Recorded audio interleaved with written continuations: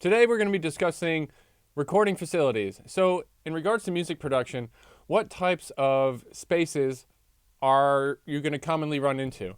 What types of equipment are going to be in there? Obviously, we think of studio spaces, something like that, but what other places are kind of common facility oriented things for recording studios where you might store gear or something like that? So, let's take a look and reflect on some terminology and all that. So we're going to start with the live room. The live room is synonymous with where the performers are going to be, right? So you've got this acoustically neutral place that oftentimes has a lot of open space, depending on the size recording studio that you're dealing with. There's going to be acoustic treatments in there, and there's generally speaking, not a whole bunch of other stuff that like lives in the live room, right? You might have some cables, as you see here. There might be some of the larger equipment. The large recording studio that I work out of has a baby grand piano in it, and we leave that in there all the time, along with like a house drum set, something like that. But generally speaking, it's gonna be this wide open space that a band can come in and bring in their own equipment, and then we can set up based on each band's individual needs. So the live room is going to be where the performers actually do the thing. For the most part, there's always going to be little exceptions to that rule, but it's known as the live room. You can see some of the acoustic treatment panels and stuff on the wall. There's usually we do our best architecturally to make sure that there's no right angles so that we prevent sound from bouncing around, so it's as controlled of an environment as possible. You'll also notice that the sound panels, the little wooden panels in there, are different depths, so that sound bounces off them in different ways. So there's no like little slapback echoes and delays and things like that. You also might find instead of the wooden sound absorbers, there might be more like spongy material on the wall that is sort of to deaden the room, right? You want to be able to clap your hands in the live room and not hear any like consequential sound, right? We want it to be a dead room. In addition to the live room, you've got to have a control room. This is where the audio engineer is going to be spending all his time in front of the mixing console, dialing in the appropriate gain signals for all the microphones and all the different electrical signals that are being brought in. It's also going to be acoustically treated, but keep in mind that there's usually going to be glass that is going to be overlooking the live room, right? Imagine that the performers will, for the most part, want to have direct eyesight with the audio engineers because there's got to be a lot of communication back and forth. I can tell you from personal experience, I recorded one time as a performer, not as an engineer, but as a performer at a recording studio, sort of a makeshift thing. It was real nice, but it was a makeshift thing in a house. So the live room was like a converted living room, and the control room was actually sort of like out the door, down the stairs, and around the corner. So there was no line of sight between the musicians and the audio engineer, and that was kind of problematic in a lot of different ways. The sound was still great, but not being able to kind of like look over and communicate in that sort of way was challenging. Control room is also going to have at least space for producers or other band members who aren't currently contributing to the recording process. So there's going to be some space there to oversee sort of what's going on. But in addition to the mixing console, this is where probably a computer and some of the software and any of the other like recording stuff is going to be, along with potentially some hardware such as microphone preamps or compressors and equalizers, reverbs, things like that might be used during the recording phase. And sometimes the control room might double as the mixing studio as well, right? So you might wind up having equipment that is either pertinent to the recording process or also the mixing process or both, and then all that stuff would be found in the control room. Next up is the machine room. This is becoming more and more outdated, but before technology advanced to the point where computers themselves were quiet and were relatively small and didn't take up so much space, we have a dedicated room to all those different sort of mechanical things that maybe were making noise themselves or just took up a lot of space. So you still might find some of these in some of the higher end big recording studios that really have tons of gear, or that have networks that are going to be shared between multiple studios instead of a single studio like that. You're going to find all that server equipment and all that computer related stuff in the machine room.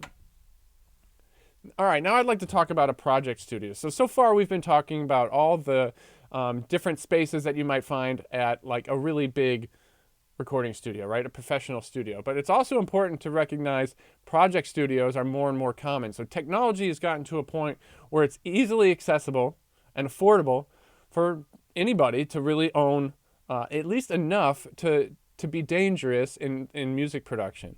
So with an audio interface, a simple 2-channel audio interface, a laptop, and maybe a MIDI controller and a pair of headphones or some reasonable studio monitors, you can be pretty well equipped to do a lot of things that the big recording studios can do. Probably the thing that you're going to be missing the most out of a project studio is some sort of acoustic space that you can dedicate to the recording process.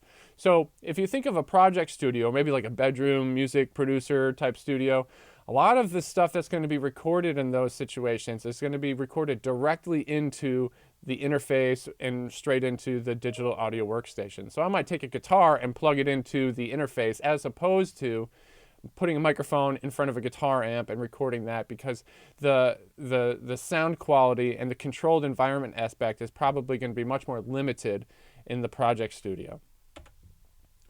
The mastering studio I put on here because it is a very unique sort of setup. So as opposed to the traditional control room for a recording studio or maybe even a mix studio, the mastering studio has to be pristinely acoustically treated. This is the only purpose that it serves, is to do the high-end, very, very subtle audio tweaking that happens at the very last stage of the process. It's usually very, very sophisticated, and that it's only got hardware that is specifically dedicated to particular things like compressing and equalizing and maximizing sound.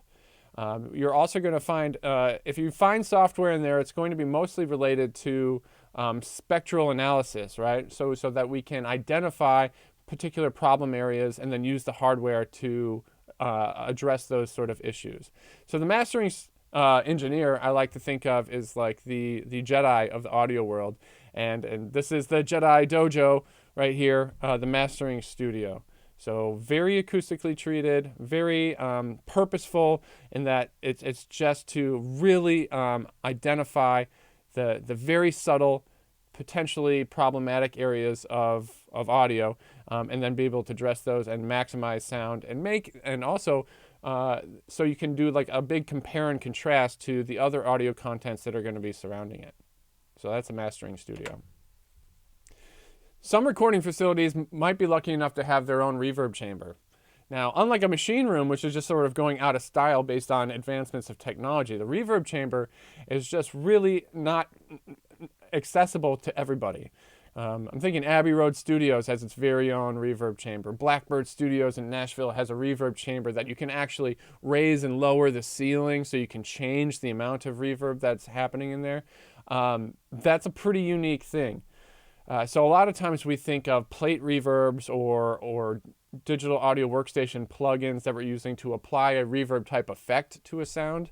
But a reverb chamber is actually some place where you would either perform in the reverb chamber and it could be recorded, or something that has already been recorded could be played back through a speaker in the reverb chamber, and then you set up microphones to capture how that reverb chamber reacts to the sound that is then being projected into it. It's super cool if you could have your own reverb chamber, but not necessarily a reality for many recording studios. Okay, and of course there's going to be lots of gear at a recording studio. The more microphones, the better, right? You want to have options, you want to have variety, and ultimately you want to look impressive, right? You want to bring in the clients and the money, so you start building up a collection of microphones that can offer you a whole bunch of different results, right? Now, it's going to take a lot of time and a lot of practice and effort to understand what kind of characteristics you're going to receive from each microphone, but it's worth it, and really it's that practice that is going to get you better informed about what type of results you can expect, and allow you to make some intentional decisions about which microphone you might use for whatever reason. And then, sometimes you do it just for aesthetics. An artist can come in and look at your microphone selection and just say, oh, well, I think that if I use this microphone, I'm not even sure how it's going to sound, but I'll bet it'll look really cool when I take that Instagram photo or whatever it might be, right? So you'll find a microphone closet at most recording studios, and potentially equipment storage too, because we don't have room, especially if you got a lot of gear, a large collection. You don't have room for it all in a control room or something like that. So you have a equipment storage area where you can keep all your extra hardware that you don't use 100% of the time. And you might collect things, not only like outboard gear, like compressors and equalizers, limiters, delays, etc., but you might also be collecting things like guitar amps and bass amps, snare drums, right? All those kind of things that that can offer a unique experience for the musicians coming in, and depending on how much space you have and, well, I guess how much you charge and all that stuff is going to depend on how much equipment you're really saving up or you have access to. So there you go. Those are some of the basics that you need to know, what you can expect to find at most recording studio facilities.